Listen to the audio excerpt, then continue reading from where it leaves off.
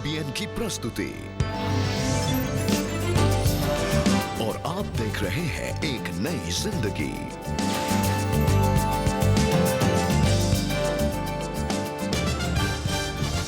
Good morning दोस्तों, एक नई जिंदगी के आज के प्रोग्राम में आपका बहुत बहुत स्वागत है। गुड मॉर्निंग फ्रेंड्स, एक नई जिंदगी में आपका स्वागत है। Thank you for joining us this morning. Yes friends, thank you for joining us. और आज हम बहुत ही इम्पोर्टेंट टॉपिक पर बात कर रहे हैं। आज हम कोमलता से बच्चों के साथ कैसे हम बर्ताव करें, इसके बारे में सीखने जा रहे हैं। Wow Rebecca, that is so interesting. मैंने कहीं पढ़ा था कि बच्चे जो होते हैं ना, they are like clay, yes गीली मिट्टी के समान। जी। और जो आकार हम उन्हें दे, उसी आकार में वो ढल जाते हैं। अगर बचपन से हम अच्छी शिक्षा हमारे बच्चों को इम्पार्ट करें, अच्छे वैल्यूज अगर हम इम्पार्ट करें, तो परमेश्वर का वचन कहता है जब वो बड़े होंगे तो वो उससे हटेंगे नहीं, वो उसी आकार को लेकर शेप्ड होंगे। जी, कितनी अच्छी बात है ये। और अक्सर देखा जाता है कि जब कई जो जवान लोग हैं, युवक हैं, जो बहुत गुस्से वाले होते हैं, वायलेंट होते हैं, और कई बार देखा गया है कि जब बचपन में उन्हें शायद वो प्यार नहीं मिला, वो कोमल व्यवहार नहीं मिला, वो एक्सेप्टेंस नहीं मिली और वो अंडरस्टैंडिंग उन्हें नहीं मिली, इसलिए वो बड़े होकर के ऐसे बन जाते हैं। तो बहुत अच्छा है कि हम बच्चों के साथ प्यार से पेश आएँ, that we will be patient with them, kind to them and gentle with them. जी हाँ दोस्तों, आज हम इसी के बारे में जानेंगे और सीखेंगे। और अब समय है कि हम आगे बढ़ें और एक बहुत ही खूबसूरत गीत हम सुने। आज के दिन की शुरुआत हम करेंगे जेनिफर फ्रैंकलिन की आवाज़ में। एक बहुत ही खूबसूरत गीत सुनेंगे और ये गीत है अपनों को तो इस दुनिया में। आइए इस गीत को हम इस समय सुने। अपनों को तो इस दुनिया में सब प्यार करते हैं, दुश्मन को भी प्यार करना मसीहा सिखाते हैं।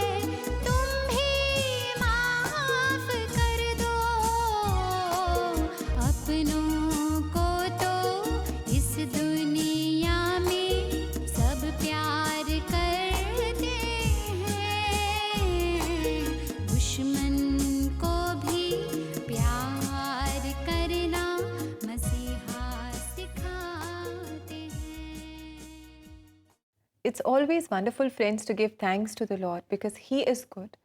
न हम चाहे परमेश्वर से दूर हो जाएं, लेकिन परमेश्वर हमेशा हमसे प्रेम करते हैं और कितना अच्छा है कि हम मिलकर परमेश्वर की स्तुति आराधना करें और उन्हें थैंक यू कहें for his wonderful everlasting all abounding love for us. दोस्तों, ऐसे ही गीतों को अगर आप भी अपने लव्ड वंस को डेडिकेट करना चाहते हैं तो आप ऐसा ज़रूर करें। CBN इंडिया की वेबसाइट पर आप जा सकते हैं। हमारा एड्रेस है cbnindia.org/CBN offerings। यस दोस्तों, अब समय है हम आपको एक खास मेहमान से मिलाने जा रहे हैं। आइए मिलते हैं रेवरेंड राजेंद्र डेविड से और देखते हैं कि ये जेंटलनेस से कैसे कई बच्चों के जीवनों को स्पर्श कर रहे हैं। आइए उनसे मिलते हैं। पास्टर राजेंद्र डेविड अजमेर में एक बड़ी कलीसिया के अगुवा हैं। उन्हें बचपन से ही उनके पिता ने परमेश्वर का भय मानना और विनम्र रहने की शिक्षा दी और इस कारण वो कई बेसहारा लोगों का सहारा बन सके। और जब वो प्रार्थनाओं में और आराधना में हमें प्रतिदिन और प्रत्येक रविवार को लेके जाया करते थे और इस प्रकार से हम मसीही प्रेम में और उसके सानिध्य में आगे बढ़े। और उसके बाद 1994 में परमेश्वर ने अपनी सेवकाई के लिए भी मुझे आमंत्रित किया। मेरी मम्मी हमेशा एक बात बोलती थी कि जब बुरे लोग अपनी बुराई नहीं छोड़ते तो हम अपनी अच्छाई क्यों छोड़ें। हम बने कामों के लिए सृजे गए हैं, वचन में तो बताता है। याकूब की पत्री 4 अध्याय और उसका 17वां पद हमें सिखाता है और मैं इस आयत से बहुत इंस्पायर। वचन कहता है कि इसलिए जो कोई भलाई करना जानता है और नहीं करता वो उसके लिए पाप है। और इसी सीख पर चलते हुए पास्टर राजेंद्र ने एक महिला की मदद की। मेरी मुलाकात मिस मीना मेहरा से कई सालों पूर्व हुई और उन्होंने एक बेटे को गोद लिया था। उस बेटे का नाम है विशाल मेहरा। और जब उनको लगा कि बच्चा जो है अभी बहुत छोटा है और इसको उनको एक बीमारी हार्ट का प्रॉब्लम था और उन्होंने एक बड़ी समझदारी ये करी कि उन्होंने अपने बच्चे के विषय में सारी जिम्मेदारी मुझे सौंपी कि मेरे मृत्यु के बाद आप मेरे बेटे की देखरेख करना। और बेटे से भी कहा कि बेटा ये तेरे मामा हैं। तो उन्होंने वो सारी जिम्मेदारी मरते समय मेरे कंधे पे दे दी कि और बाल बच्चा बहुत छोटा था उस समय और करीब 8वीं 9वीं में पढ़ता था। उस समय विशाल गलत बातों में थे। पास्टर राजेंद्र उनके व्यवहार को बदलने के लिए काम करने लगे। उस बच्चे को मैं अपने घर में लेकर आया, मैंने अपने साथ रखा। जिस प्रकार से एक पुत्र का पालन पोषण करते हैं, उसको पढ़ाया, उसको लिखाया। वो बच्चा जो है पहले बुरी संगत में था, लेकिन जब वो एक मेरे घर में रहने लगा तो उसका जीवन ही बदल गया। पहले मुझे काम करने में और कोई भी चीज़ ऐसी प्राप्त करने में बहुत कठिनाई का सामना करना पड़ता था क्योंकि मेरा स्वभाव अच्छा नहीं था, जिसके कारण लोग मुझसे दूर रहते थे और मुझसे बात करना पसंद नहीं करते थे। परंतु जब मैंने यीशु मसीह के बारे में जाना, उनके नम्रता के स्वभाव के बारे में जाना, उनके जेंटलनेस के बारे में जाना, तब मेरे जीवन में भारी बदलाव हुआ। मैंने अपनी ग्रेजुएशन को पूरा किया, मैं अपना PG भी पूरा करने जा रहा हूँ और मेरे को एक उत्तम और भली स्त्री से मेरी शादी विवाह भी हुआ है। उसके लिए भी मैं परमेश्वर का धन्यवाद करूँगा। विशाल के जीवन में बदलाव का कारण पास्टर राजेंद्र वचन को बताते हैं। यीशु मसीह नम्रता और दीनता से भरा हुआ इसलिए था कि वो 24 घंटे 365 दिन परमेश्वर के साथ रहता था। अगर हम भी परमेश्वर के वचन के साथ संगति करें, क्योंकि बाइबल कहती है आदि में वचन था, वचन ही परमेश्वर है। जब हम इस वचन को पढ़ने लगते हैं, ये वचन हमारे जीवन को बदलने लगता है। और विशाल के जीवन को हम नहीं समझते कि हमने बदला, लेकिन वो वचन जो वो पढ़ने लगा, वो वचन जो उसने धारण करने लगा, उस वचन ने उसके स्वभाव को, उसके चरित्र को बदल दिया। तो आपको मैं ये प्रेरणा देना चाहता हूँ कि आप जीवित परमेश्वर का जो वचन है उसको पढ़ना शुरू करें, और जब आप उसे पढ़ेंगे आप देखेंगे कि आपके स्वभाव में, आपके चरित्र में, आपकी वे ऑफ टॉकिंग और वे ऑफ लिविंग में अंतर आ जाएगा, और ये आपको नम्र बनाएगा, ये आपको दीन बनाएगा। Wow, that is so wonderful. और हम देखते हैं दैट गॉड लव्स चिल्ड्रन, और हम भी तो परमेश्वर की संतान हैं, उसके बच्चे हैं। And he is so patient and he is so generous and so gentle and kind Yes. And gracious to us. तो ऐसा ही हमें भी बच्चों के साथ होना है। बिल्कुल दोस्तों, हम उम्मीद करते हैं राजेंद्र जी को देखकर आप भी प्रोत्साहन पाए हैं, और जो परमेश्वर ने, शायद आपके परिवार में कोई बच्चा है, आप माता पिता हैं या दादा दादी है, नाना नानी है, रिश्तेदार है, आइए दोस्तों कोमलता के द्वारा हम बच्चों पर एक सकारात्मक छाप छोड़े। दोस्तों, जब हम आज की युवा पीढ़ी को देखते हैं तो बहुत इंटरेस्टिंग है ये देखना कि वो आइडेंटिटी के लिए क्या नहीं करते, है ना।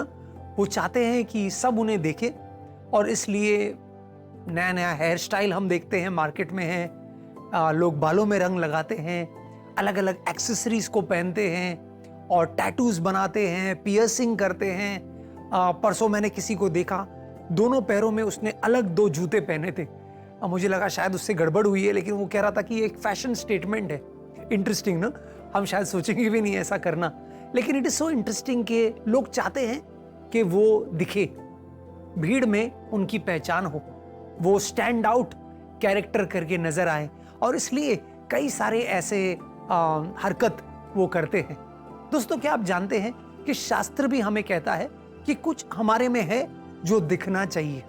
बिल्कुल दोस्तों, दिखना चाहिए, और परमेश्वर चाहता है क्या दिखना चाहिए, यह हमें फिलिपियों की किताब में दिखता है। आइए इस वचन को देखते हैं। Philippians chapter 4 verse 4 and 5। फिलिपियों का 4 अध्याय 4 और 5 वचन कहता है, आप लोग प्रभु में हर समय आनंदित रहो। मैं फिर कहता हूं, आनंदित रहो। सब लोग आपके सौम्य स्वभाव को जान जाए, प्रभु निकट है। दोस्तों, ये वचन हमसे कहता है कि हमारा स्वभाव, हमारा सौम्य स्वभाव, हमारी नम्रता का स्वभाव लोगों को दिखाई दे। तो हमें स्टैंड आउट होने के लिए गॉड ने एक अपॉर्चुनिटी दिया है, एक मौका दिया है कि हम दूसरों से हटकर दिखे। इसका मतलब नहीं कि हमें कोई छेद करना है या कोई रंग लगाना है, लेकिन हमारा सौम्य स्वभाव, हमारे विनम्रता का स्वभाव ही हमारे लिए एक स्टैंड आउट, एक एक्सक्लूसिव प्रोजेक्शन है जो हम लोगों को दिखा सकते हैं। तो हम आपको प्रोत्साहित करते हैं कि आइए हमारे बच्चों के लिए हम एक नया फैशन स्टेटमेंट दे, और वो है विनम्रता। जब हम विनम्रता से लोगों से बात करेंगे, उनसे बात करेंगे, तो उसका अच्छा प्रभाव उनके जीवन पर जरूर होगा। दोस्तों, इसी के साथ समय हो गया है कि हम एक छोटा सा ब्रेक लें, और ब्रेक के बाद आज हम पास्टर राजेश कुमार बालू से मुलाकात करेंगे, जो चंडीगढ़ से हमारे साथ जुड़ेंगे और जेंटलनेस के बारे में हमें और नया कुछ सिखाएंगे। So stay with us, we'll come back soon.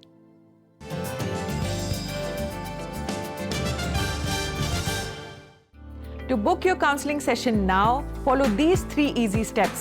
Step 1, go to cbnindia.org. Step 2, click on CBN offerings. And step 3, scroll up to book your counseling sessions.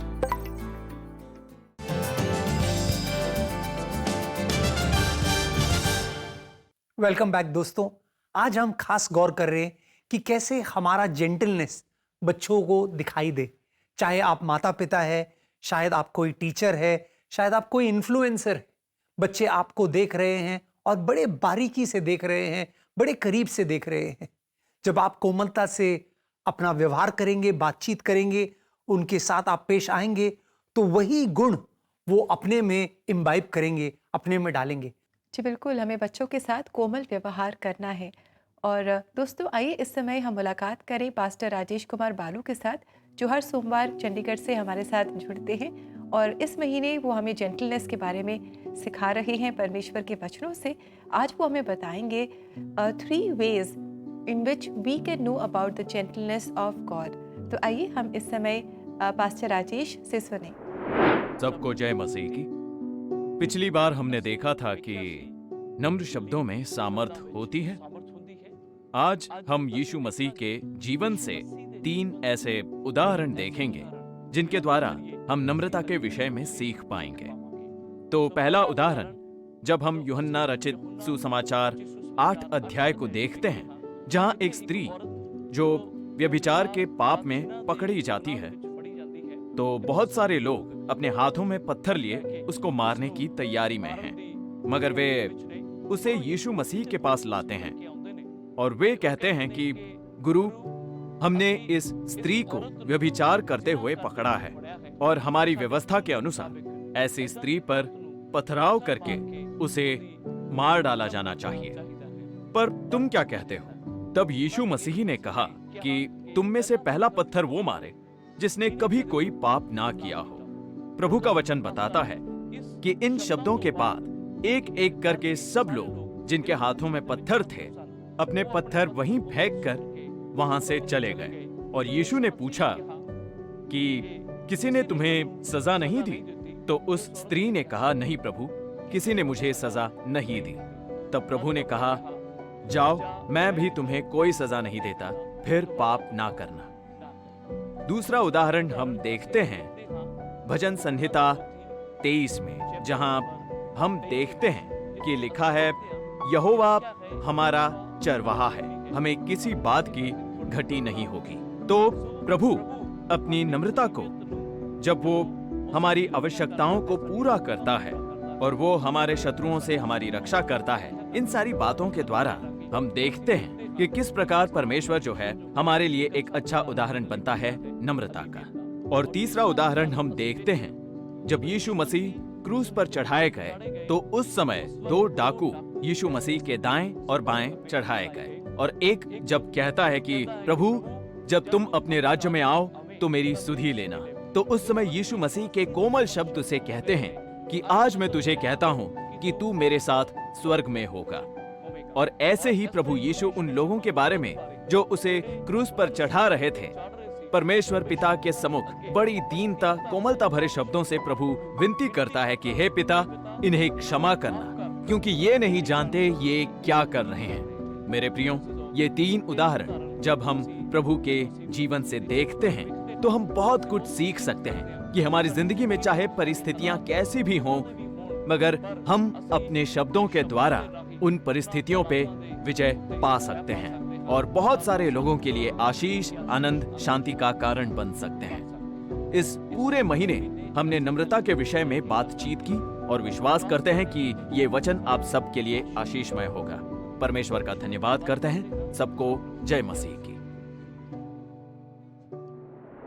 Thank you so much pastor Rajesh. आप इस पूरे महीने हमारे साथ जुड़े और आपने हमें परमेश्वर के वचनों से सिखाया, समझाया, जेंटलनेस के बारे में आपने हमें और बताया। God really bless you, richly bless you.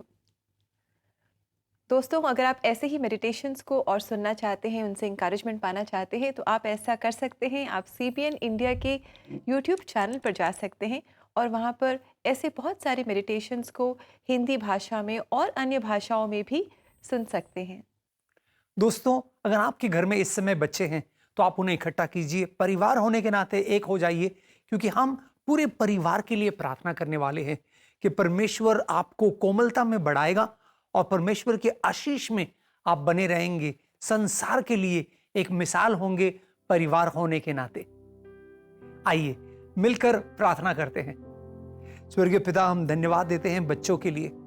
धन्यवाद, तेरा वचन हमसे कहता है कि तू बच्चों से बेहद प्यार करता है। प्रभु, तेरा वचन हमसे यह भी कहता है कि जब तक हम बच्चे ना बन जाएं, हमें परमेश्वर के राज्य में प्रवेश तक नहीं है। धन्यवाद प्रभु, तू चाहता है कि बच्चों के समान हमारा व्यवहार हो। हमें मदद कर प्रभु कि हमारे बच्चों के लिए हम एक अच्छा एग्जाम्पल बने, एक अच्छा उदाहरण बने। हमारे व्यवहार से उन पर हम एक अच्छी छाप छोड़ पाए प्रभु, अच्छा असर छोड़ पाए प्रभु। बच्चों का मन, बच्चों का दिल बिल्कुल मिट्टी के समान होता है, उसमें हम एक अच्छा आकार होने दे प्रभु। ये जिम्मेदारी तूने हर माता पिता को दिया है, हर उस व्यक्ति को दिया है जो बच्चों से संपर्क में आता है। हम प्रार्थना करते हैं इस समय प्रभु, तेरे अनुग्रह की हमें जरूरत है।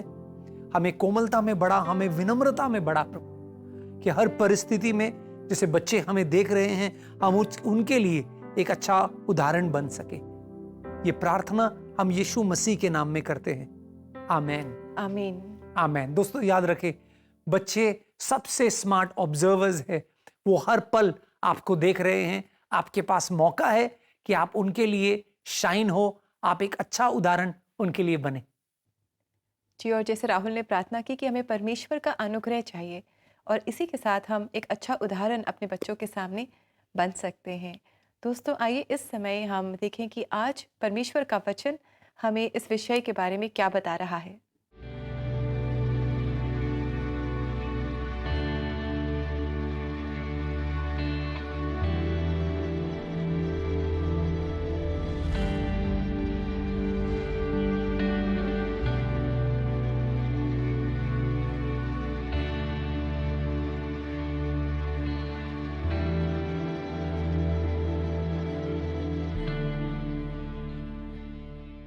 कितना प्यारा वचन है दोस्तों।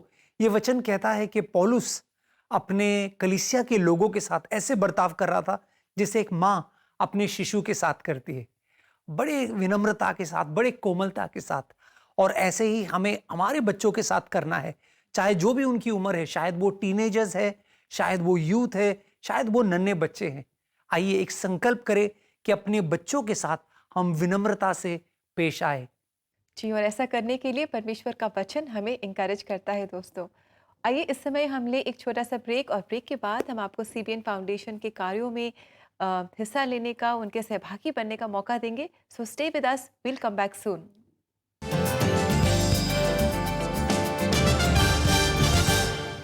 इंटरनेट के इनविजिबल तारों ने आज सारी दुनिया को एक साथ जोड़ दिया है। We have created this fake virtual world that makes life convenient and connected, but also poses real threats. Frauds, phishing and cons हमारे जीवन के इतना ही हिस्सा बन चुके हैं जितना online shopping, wallets and Zoom meetings.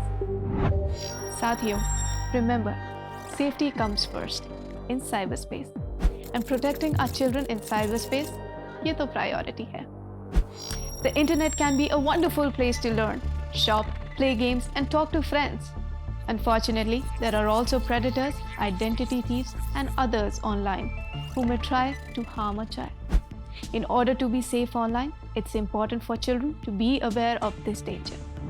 According to the data released by National Crime Records Bureau, cybercrime against children increased by over 400% in 2020 as compared to 2019.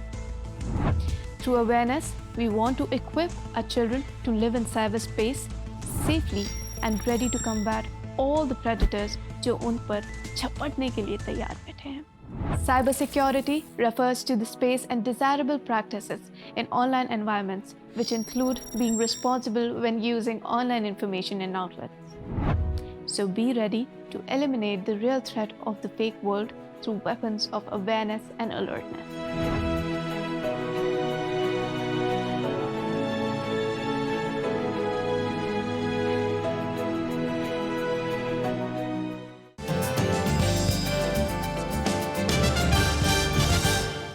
Welcome back दोस्तों। ब्रेक के बाद आपका फिर से स्वागत है। दोस्तों, जैसा कि आप जानते हैं कि आज तो हम वैसे खास बच्चों के बारे में बात कर रहे हैं, how we can be kind and gentle towards our children. और आजकल हमारे बच्चे कितना समय इंटरनेट पे बिताते हैं। इनफैक्ट पोस्ट पैंडमिक तो बच्चे अपना होमवर्क भी इन फ़ोन और कंप्यूटर्स के बिना नहीं कर पाते हैं। क्लास वर्क भी और रिसर्च, ये काम वो काम, सब कुछ ही कंप्यूटर से रिलेटेड है। तो बहुत आसानी से बच्चे कई सेफ्टी इश्यूज में फंस सकते हैं। बिल्कुल रेबेका, मैंने कहीं पढ़ा कि पेंडेमिक के पहले बच्चे 9 मिनट दिन में इंटरनेट पे बिताते थे। अच्छा। लेकिन पेंडेमिक के बाद अब 60 मिनट्स दिन का बच्चों का इंटरनेट पे होता है। कहाँ 9 और कहाँ 60, what a ratio, big jump. What a proportion, है ना। So we have to be very careful and as parents we have to be very alert. और बहुत अच्छा है कि हम बड़े और बच्चे इस बारे में जागरूक हों कि क्या क्या खतरा है जब हम इतना सारा समय इंटरनेट पर बिताते हैं। जी दोस्तों, और इसी पहल को बड़ी गंभीरता से लिया है सीबीएन फाउंडेशन ने, जो बच्चों के बीच में साइबर क्राइम और साइबर सेफ्टी को लेकर जागरूकता फैला रहे हैं। 8 से 16 वर्ष की आयु के छोटे बच्चों को वयस्क यौन सामग्री के संपर्क में आने का खतरा होता है। वास्तव में प्रतिशत उतना ही अधिक है जितना कि हमारे 90% बच्चे जोखिम में हैं और उनमें से अधिकांश इसे खोज नहीं रहे हैं, लेकिन वे गलती से इस पर ठोकर खा रहे हैं। जब वे गेमिंग कर रहे हो या सोशल मीडिया पर या यहाँ तक कि अपने कार्टून के माध्यम से भी।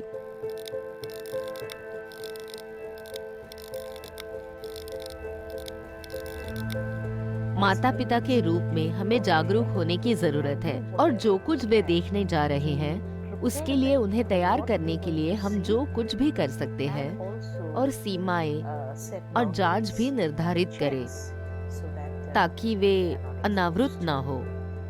हमारी चिंता ये है कि हम अपने बच्चों को वास्तव में इस तरह की परिस्थितियों का सामना करने से कैसे रोकें या हम उन्हें ऑनलाइन कैसे सुरक्षित रख सकते हैं। इसलिए आज बहुत सारे पेरेंटल कंट्रोल सॉफ्टवेयर्स और एप्स उपलब्ध हैं वयस्क यौन सामग्री को आपके सिस्टम में प्रवेश करने से रोकने के लिए। आप अपने डिजिटल उपकरणों पर फिल्टर लगा सकते हैं। माता पिता के रूप में हम सोच सकते हैं कि हम तकनीक प्रेमी नहीं हैं, लेकिन बहुत सी सरल चीजें हैं जो हम अपने बच्चों को सुरक्षित रखने के लिए माता पिता के रूप में कर सकते हैं। उदाहरण के लिए एक है सोशल मीडिया पर उनका समय सीमित करें। इसीलिए आंतरिक नियंत्रण का निर्माण बच्चों के साथ संबंध बनाने, बच्चों के साथ बातचीत करने के बारे में है, ताकि बच्चे अपने प्रश्नों और उत्तरों के साथ माता पिता के पास आने के लिए स्वतंत्र महसूस करें, क्योंकि आप उनकी जानकारी का स्रोत बनना चाहते हैं, जिससे वे जीवन के सभी क्षेत्रों, सभी चीजों के बारे में सटीक और अच्छी जानकारी प्राप्त करते हैं। इसीलिए माता पिता के लिए आंतरिक नियंत्रण बनाना महत्वपूर्ण है।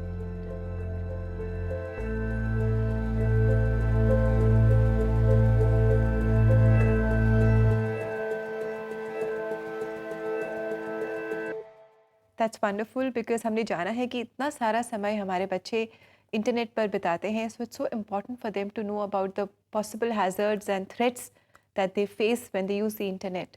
इसलिए बच्चों को जागरूक करना बहुत इम्पॉर्टेंट है।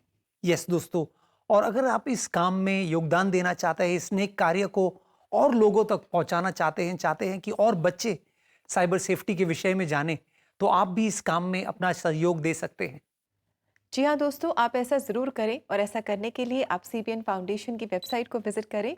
इनका एड्रेस है cbnf.org और यहाँ जाकर आप इनके सहभागी बन सकते हैं। साथ ही अगर आप चाहें तो इनके नेक कामों में आप वॉलंटियर भी कर सकते हैं।